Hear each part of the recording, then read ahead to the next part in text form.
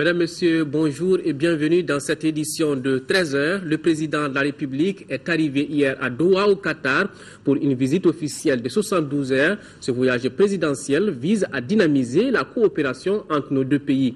Le chef de l'État et la forte délégation qui l'accompagne vont rencontrer plusieurs personnalités de ce pays ami du Mali. Dès son arrivée, Ibrahim Boubacar Keïta a eu un tête-à-tête avec l'émir du Qatar. Nos envoyés spéciaux, Ibrahima Traoré, Dembawan, Brema Koulibaly, nous en parlent. Bamako et Doha entendent dynamiser leur coopération dans tous les secteurs de développement. Une volonté politique du président de la République et de l'émir du Qatar. D'où ce voyage officiel du chef de l'État dans la capitale qatarienne. Ibrahim Boubacar Keïta est accompagné de son épouse et d'une très forte délégation composée notamment de plusieurs membres du gouvernement, de hauts fonctionnaires et d'opérateurs économiques. Aussitôt arrivé, le président de la République est accueilli à l'Émirie Palace par son Altesse, Cheikh Tamim Bel Hamad Al-Thani. Suivront juste après les honneurs militaires et les hymnes nationaux des deux pays.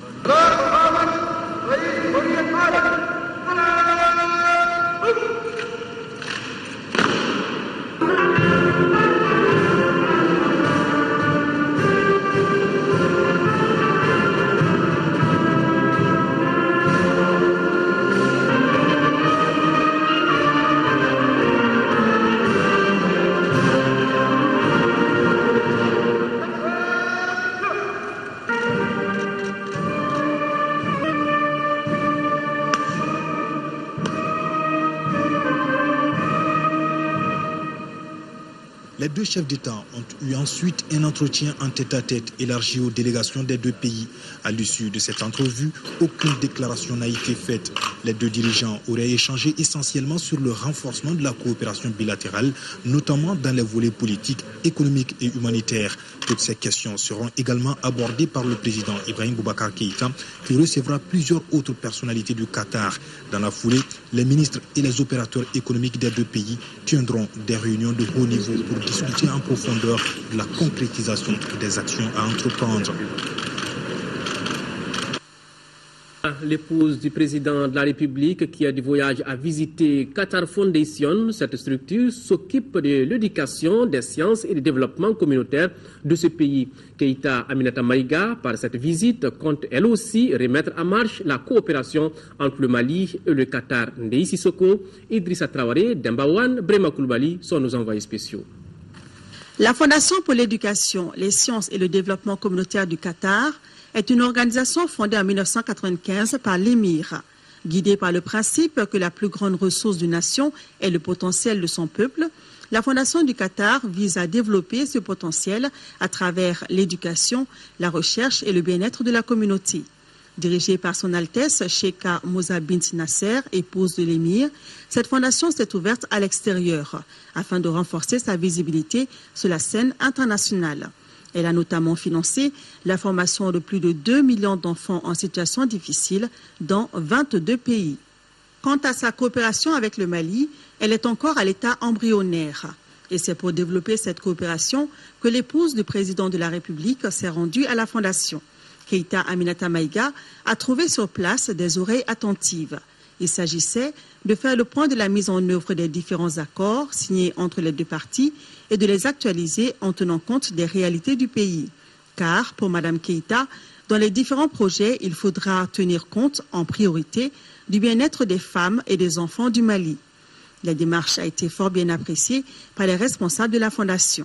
Investir pour pouvoir financer, bien sûr, toutes les actions humanitaires sur le territoire malien.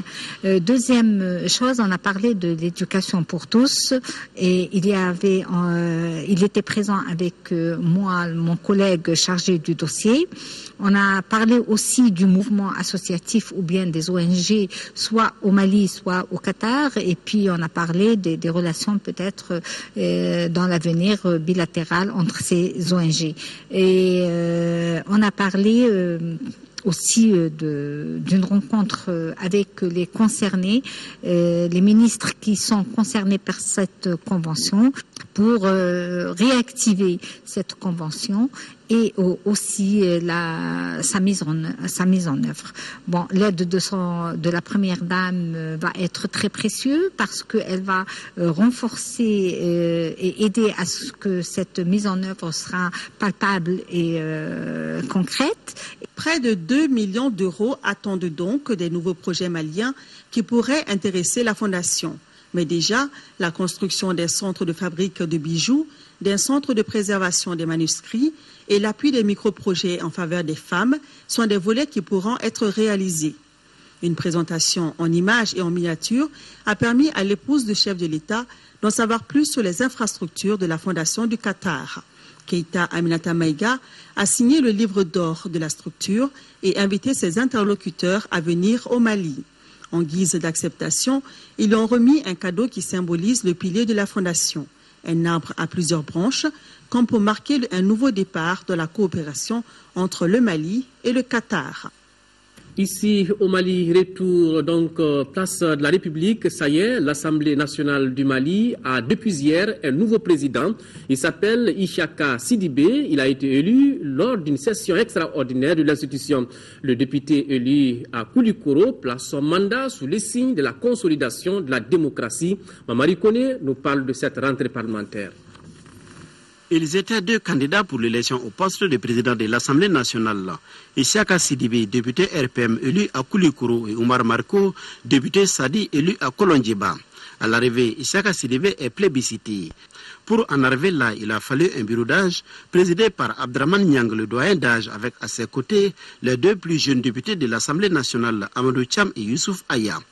Après lecture de l'arrêt de la Cour constitutionnelle portant proclamation des résultats du second tour des élections législatives, les élus de la nation ont procédé au vote à bulletin secret pour départager les deux postulants au perchoir.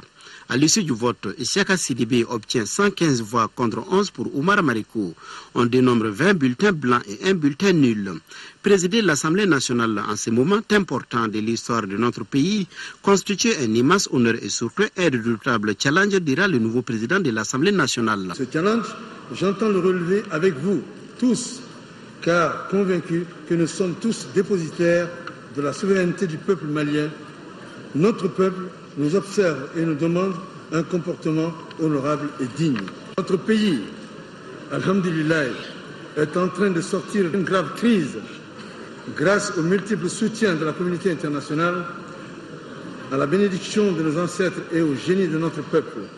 Il nous appartient, en tant que porteurs de la souveraineté nationale, de nous inscrire dans cette dynamique de sortie de crise. Dignes représentants du Mali, nous devons servir l'intérêt général, rien d'autre. C'est le moment d'être à l'écoute de notre peuple, de rendre compte à nos mandants.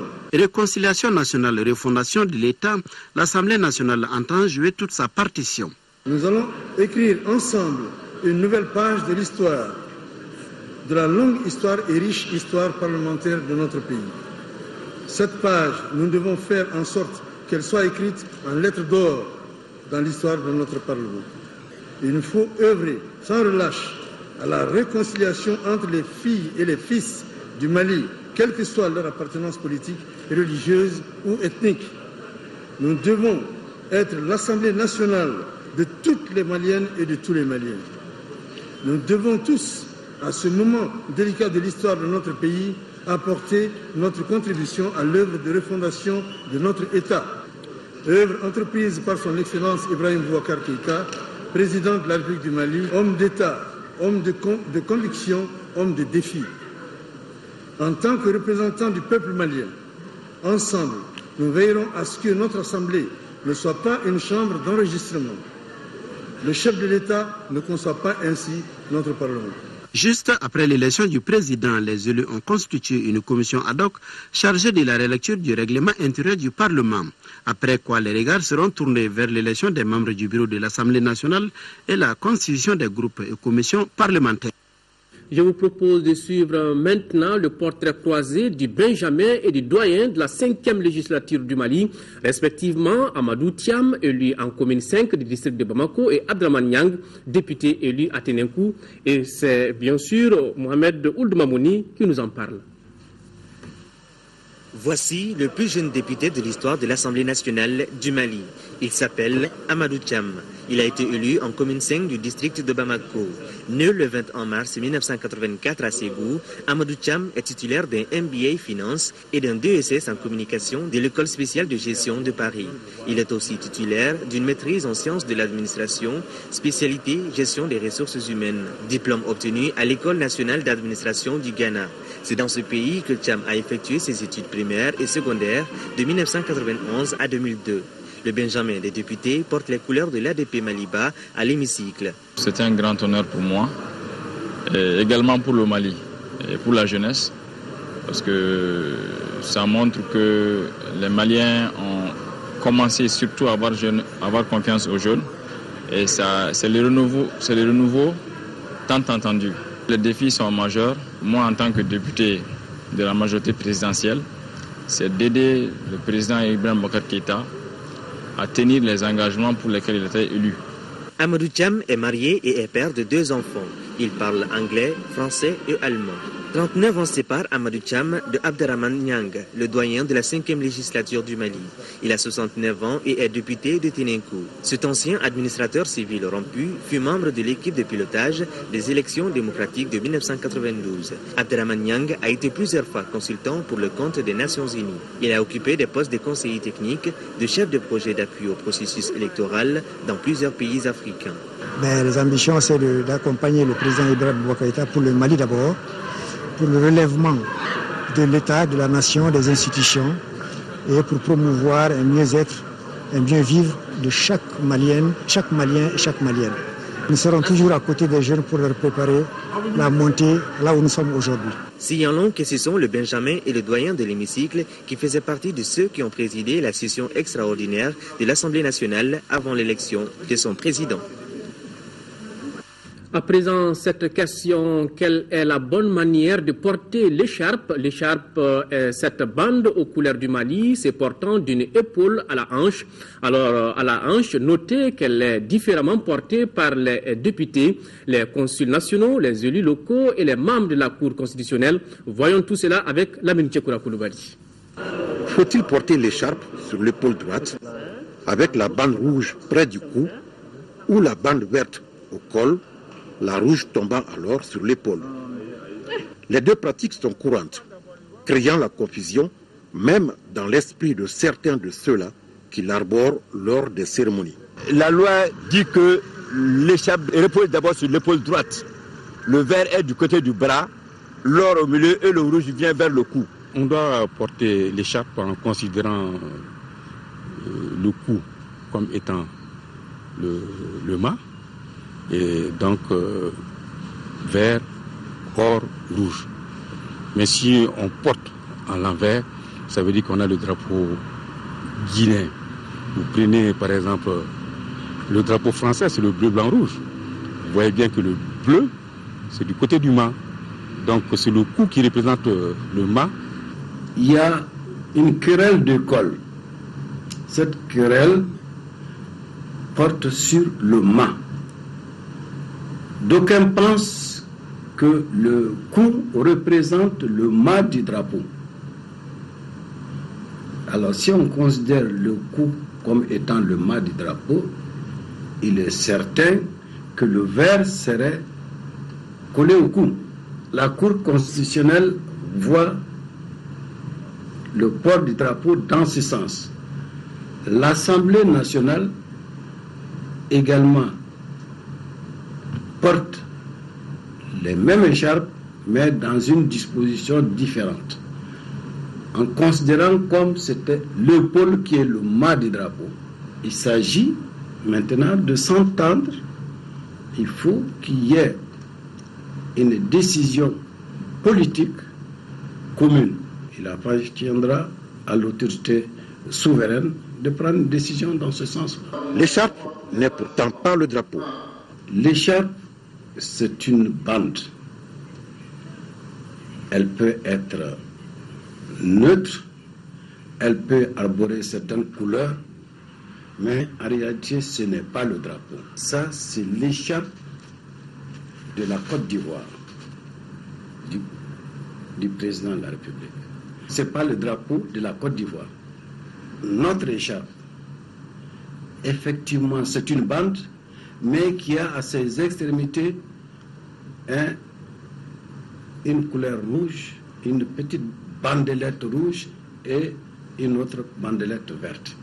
De largeur totalement différente que la bande centrale qui est couleur or. Donc, à ce niveau-là, on ne peut pas dire que c'est le drapeau du Mali qu'on fait porter au président de la République. Tout édifice, toute institution nationale doit porter le drapeau. Et la bonne morale voudrait que le drapeau ne passe pas la nuit au Mans. La bonne règle voudrait que le drapeau ne soit pas déteint, ni battu par le vent, ni le soleil. Le bon citoyen, il dit bonjour à son père, bonjour à sa mère, à l'école, il va à l'école pour assister à la montée des couleurs le matin, et le soir, il assiste à sa descente. En ce moment, il vit avec le pays dans le cœur. Le drapeau est un symbole de la République. Il doit être enseigné en insistant sur sa sacralité. Ce faisant, l'on corrigera le déficit de civisme qui règne au sein de la population. Voilà des précisions de taille sur l'écharpe. Sur un tout autre plan, la campagne de lutte contre les maladies tropicales négligées a débuté hier au centre de santé de référence de la commune 6 du district de Bamako. Cette activité qui se déroulera durant 2 semaines concerne les régions de Kaï, Ségou, Sikasso et le district de Bamako. Elle est organisée, cette campagne, par la Direction régionale de la santé en partenariat avec l'Organisation mondiale de la santé et Hélène Keller International.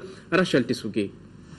La campagne de lutte contre les maladies tropicales négligées se déroulera en 2 phases. La première s'étend du 21 au 27 janvier 2014. Elle est axée sur l'administration de l'ivermectine et de l'albendazole. La deuxième phase est basée sur l'administration du praziquantel. Elle aura lieu du 1er au 7 février. Le but, c'est de traiter et puis la prévention de tous les enfants maliens contre les maladies tropicales négligées, à savoir la schistosomiase, la filariose lymphatique, la dracunculose, le trachome.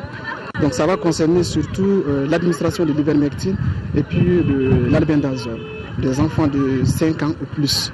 Cela va concerner l'administration du praziquantel contre maintenant les schistosomiases. Le gouvernorat du district de Bamako promet de tout mettre en œuvre pour la bonne tenue de cette campagne. Avec la présente édition, nous demeurons convaincus que les 6 communes vont atteindre 80% de couverture thérapeutique des populations éligibles. Le gouvernement du district de Bamako, par ma voix, vous donne l'assurance de toute sa disponibilité afin de faciliter la mise en œuvre de cette campagne. Le programme national de lutte contre les maladies tropicales négligées après 6 ans de mise en œuvre a obtenu des résultats remarquables. Ces résultats sont les fruits des campagnes de traitement de masse intégrée des populations à risque contre les maladies tropicales négligées, la communication pour le changement de comportement et la formation socio-sanitaire. Ces activités ont démarré donc hier. En 5e région, le Conseil régional des jeunes de Mopti, dans le cadre du Retour de la paix dans le cercle des Douanza, vient d'organiser une conférence sur le thème rôle et responsabilité de la jeunesse, de la réconciliation, de la consolidation de la paix. Mahamar Ibrahim Touré. La jeune chambre internationale locale de Douanza, en partenariat avec le Conseil régional des jeunes de Mopti, a inscrit à son rôle la conférence le thème rôle et responsabilité de la jeunesse dans la réconciliation et la consolidation de la paix. Cette paix est gage de tout développement qui fuit dans un triste souvenir soumis à une rude épreuve dans notre pays. Au regard des douloureux événements qui viennent de traverser, faire de lance de la construction du futur, nous jeunes restons les interlocuteurs privilégiés de cruciales questions comme celle que nous réunissons aujourd'hui. Nous sommes sortis grandis de cette conférence parce que la jeunesse tout entière ici présente s'est décidée à jouer son rôle et pleinement son rôle. A pris conscience qu'il peut apporter beaucoup et aussi s'est porté comme volontaire dans tout ce qui est engagement citoyen fort pour aider notre pays à mieux se redresser. Pour les autorités locales, La conférence qui coïncide avec le 20 janvier 2014, qui consacre les 53 ans de l'armée malienne, est une opportunité à saisir. Cela doit rappeler la conscience de tout le monde, en particulier vous, les jeunes. La jeunesse doit se sentir responsable de ce qui adviendra. Elle doit être une jeunesse laborieuse, courageuse, une jeunesse qui s'intéresse à la vie publique. C'est le travail qui va compter et la jeunesse doit se mettre à ce travail. La Jeune Chambre internationale de Douanza a inscrit à l'ordre de cette journée un match de football entre l'armée et la jeunesse. Célébration du Mawlud à Gundam, l'événement a été marqué par des séances de lecture du Coran, des bénédictions, des prières et des gestes de bonne volonté de l'association des ressortissants du cercle de Gundam. En marge de la célébration du Mawlud, cette association a en effet remis des fournitures scolaires aux différentes écoles de la commune urbaine de la localité. Les membres de l'association ont aussi rendu des visites de courtoisie aux autorités locales. Donc, vous voyez sur les images la célébration du Mawlud à Gundam, un événement marqué par des séances de lecture du Coran et de bénédictions.